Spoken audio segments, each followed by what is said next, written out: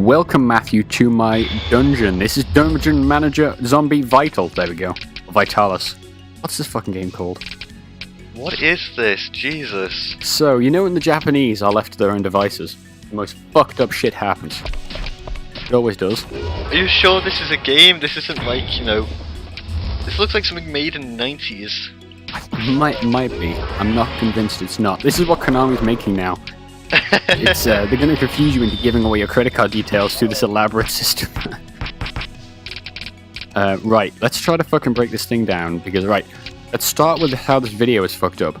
At the start you will have seen the title screen jump. That's because when I was recording this footage from my PC, it's only like a quarter of the screen, and it didn't look that way on my screen, but when it captured it was like a fucking thumbnail in the corner basically. So through a bit of movie magic I had to fucking stretch it out, so don't worry about that. This is as high a resolution as it seems to get. Is this even 4x3? Like, it's not even at the top of the screen. There's black bars on both sides. I think it's like 3x3 and like 320 pixels by 3, something tiny anyway. It's not great. So this is Dungeon Manager. This looks like something you would pull out of the bargain bin for your PS2 like 10 years ago. Yes, it's actually apparently megahit in Japan. It sold like 180 units or something. I don't know in what decade. It didn't specify that on the Steam page. This is out like last week. This is fucking new, hot off the market. Hot foreign commodities on Steam. All I'm hearing is Japanese people screaming. So right, you are the dungeon manager. That's what you are. You manage the dungeon. What dungeon? There's no dungeon. You're looking at a screen. Yes, because you're a manager. The manager doesn't get dirty. Right, so you see that? You see the B1 on the left? That's level 1. No. Right, top left-hand side of the screen. It says dungeons. Below it, there's a chevron that says B1. That's your first floor. I don't know why it says B.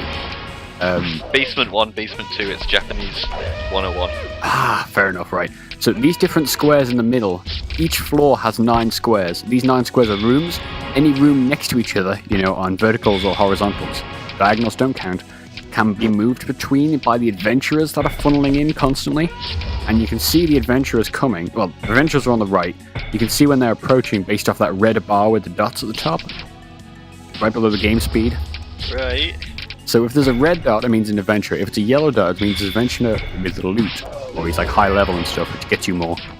And if it's a yellow star, it's a party of adventurers that have like teamed up, which is a pretty cool concept.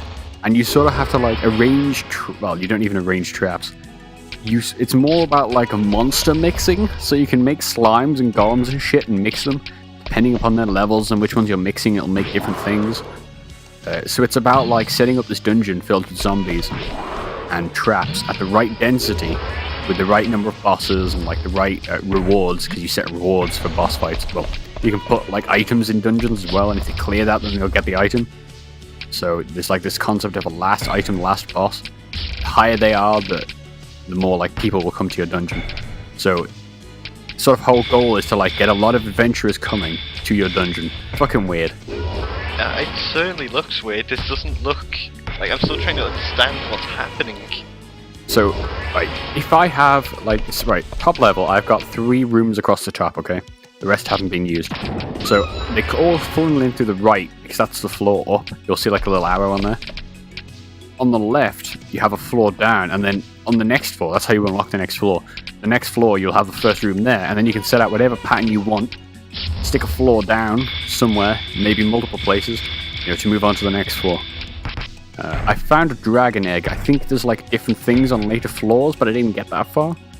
Where it's like, I have a dragon egg, it says you put it on like a lava square, it'll like hatch or something. It's fucking crazy. You're just clicking things as if you've been playing this for years, like you know exactly what's happening. Right, as I went for a shower, like about some Saturday morning, before I was going to have dinner. And I sort of I saw this on Steam, I'm like, alright, I'll pick this up. And I sat there for like 2 hours, completely forgot about dinner, just clicking on things without a second thought. It was so weird.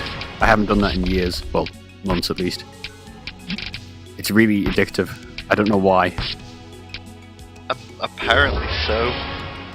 The fucking bones, okay? You collect bones off dead people, you use bones to regen your people and build new things.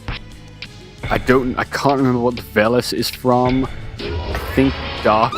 You spend Dark Velis to stop people from leaping from your dungeon using magic, which is important when they have items and you want them to die, so they drop their items so you can set more rewards and get more adventurers in. You spent £6 on this game? It's well worth £6. You paid £6, you played almost an hour and a half. Yeah, that would have been my Saturday afternoon. Oh god. It's I haven't been back because that was a dangerous time. Because when you are thinking about dinner and you're like, I'll just play this for 10 minutes to pass the time, and then you lose an hour and a half. Yeah, you don't necessarily want to go back. That was Dungeon Manager, fucking Zombie Vitals or something. Check back soon.